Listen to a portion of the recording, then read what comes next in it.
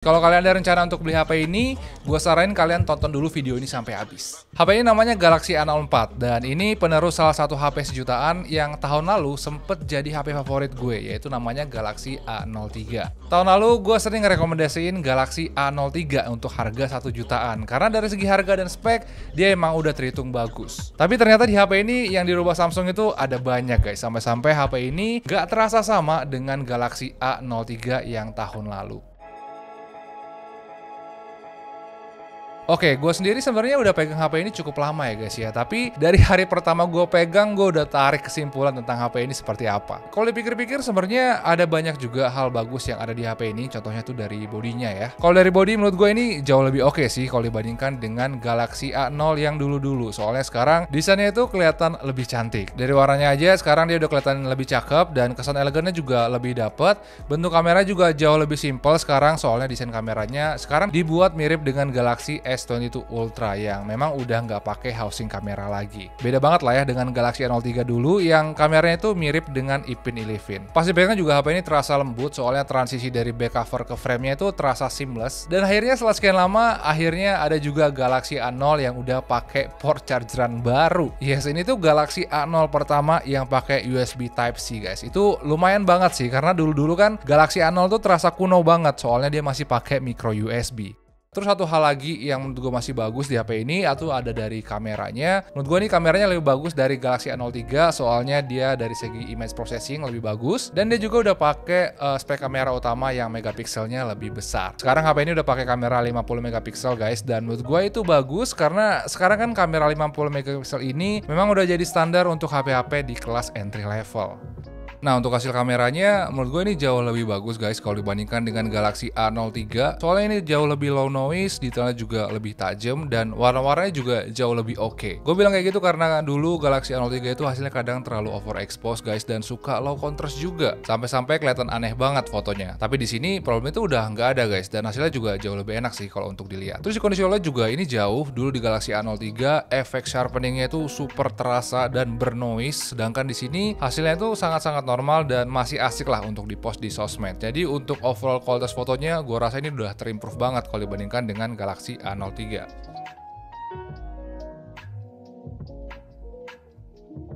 Oke guys, ini hasil perekaman video menggunakan Samsung Galaxy A04. Ini pakai resolusi 80 megapiksel. Gue lagi di jalan, sekarang jam 4 sore jadi emang agak mendung. Kalian bisa cek kira-kira gimana hasilnya, suaranya.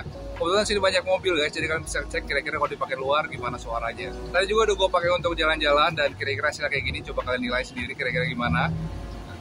Terus untuk kamera apa nih kira-kira kayak gini guys. Ini resolusinya 1080p 30 fps. Tadi udah gue coba jalan juga karena di sini gak ada image stabilization-nya. Jadi videonya emang gak terlalu stabil sih kalau dipakai untuk banyak gerakan. Tapi gue rasa kalau dipakai untuk video call atau untuk ya selfie biasa aja menurut gue ini kayaknya udah cukup ya. Coba komen di bawah deh kalian gimana sih. Nah kalau dari kamera dan bodinya bagus, pasti banyak yang nanya dong sektor yang lain itu dia punya nasib yang sama atau enggak. Dan jawabannya setelah dicobain sih setidaknya masih ada 2 sektor lagi guys yang improve-nya itu benar-benar terasa kalau dibandingkan dengan Galaxy A03. Yang pertama tuh dari sektor baterainya. Kalau dari baterai bisa dibilang HP ini udah ngikutin track record Galaxy A0 yang dulu-dulu, yaitu daya tahan baterai yang bagus karena ini kapasitas baterainya udah 5000 mAh. Terus yang beda juga walaupun 90% Galaxy A tahun lalu itu nggak dikasih chargeran di dalam box penjualannya, ternyata di sini kita masih dikasih chargeran di dalam box penjualannya dan itu bagus banget. Dan serunya lagi chargernya ini sekarang outputnya dibuat lebih kenceng dari yang kemarin-kemarin yang tadinya cuma 7,5 watt, sekarang udah dikasih chargeran yang 15 watt. Dan ini nice banget, apalagi sekarang kan dia udah bukan pakai micro USB lagi tapi udah pakai USB Type-C. Untuk daya tahan baterainya sih menurut gue ini udah terhitung aman ya. Dipakai seharian tanpa wifi sekalipun, dia masih bisa dapat waktu aktif yang tinggi di kisaran 7 jam setelah dipakai seharian penuh. Dan pengisian dayanya juga udah terhitung oke, karena sekarang HP ini cuma butuh waktu 1 jam doang untuk ngecas dari lowbat sampai 50%. Untuk HP sejutaan menurut gue itu udah lumayan banget lah ya. Tapi ada satu hal lagi sih yang improvementnya itu terasa kalau dibandingkan dengan Galaxy A03. Dan itu adalah dari harganya. Soalnya dari segi harga ini kayak dibuat lebih murah gitu guys, di murah 100.000 kalau dibandingkan dengan Galaxy A03. Dan itu ngebuat HP ini jadi lebih terjangkau lagi harganya. Soalnya sekarang harga base modelnya aja sekarang udah turun jadi cuma 1,499 doang. Nah kalau 4 sektor tadi udah banyak improve dari A03. Tapi untuk sektor layar ini ceritanya agak beda ya. Soalnya kalau di sektor-sektor lain itu improvementnya terasa, sektor layar ini Galaxy A03 ini nggak berubah sama sekali. Soalnya dia masih pakai layar 6,5 inch PLS yang udah resolusinya HD+ dengan style layar Infinity V. Jujur aja gue masih agak bingung ya guys ya. Soalnya ini udah generasi keempat dan layarnya ini masih kayak gini aja. Mungkin alasannya karena HP ini punya layar yang kualitasnya tuh masih aman ya untuk harga 1 jutaan. Soalnya resolusinya sendiri udah cukup ya, nggak ngeberatin prosesornya. Terus warna dari layarnya pun udah terhitung oke untuk keseharian dan nonton-nonton.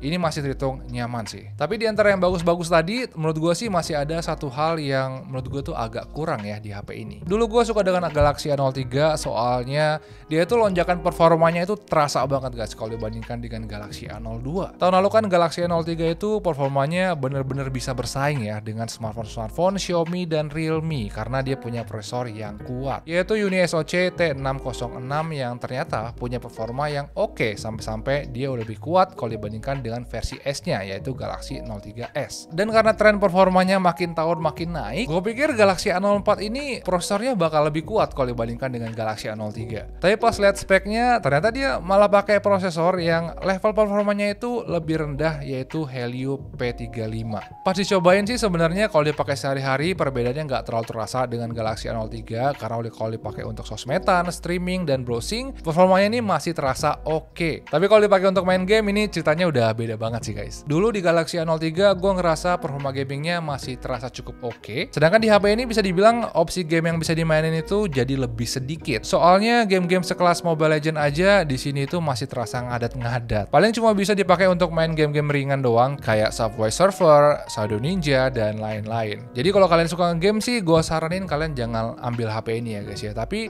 ambil aja Galaxy A04s aja sekalian. Soalnya itu prosesornya itu lebih oke kalau dipakai untuk ngegame. Tapi kalau dari awal kalian emang rencananya pakai HP-nya untuk keseharian aja, gue rasa justru HP ini lebih bagus kalau dibandingkan dengan Galaxy A03. Alasannya sebenarnya simpel banget ya guys ya. Soalnya HP ini sekarang desainnya lebih cantik, kameranya lebih bagus, dan chargerannya juga nggak nanggung lagi. Udah dikasih 15 watt, udah pakai USB Type-C juga, dan harganya juga sekarang jadi lebih terjangkau. Jadi kalau kalian emang gamers, gue saranin jangan beli HP ini guys. Tapi kalau kalian emang cari HP yang untuk keseharian aja, gue rasa sih HP ini wajib banget lah dipertimbangkan untuk kelas harga 1 jutaan. Apalagi untuk harga yang 1,5 jutaan ke bawah. Kalau menurut kalian sendiri kira-kira gimana guys HP ini? Apakah ini HP yang bagus? Apakah HP yang gimana? Coba langsung aja tulis pendapat kalian di kolom komentar di bawah. Dan kalau kalian suka dengan video ini, jangan lupa pencet like dan juga subscribe guys, biar nanti kita bisa ketemu lagi di video-video gue yang berikutnya. Makasih udah nonton ya guys ya. Ciao.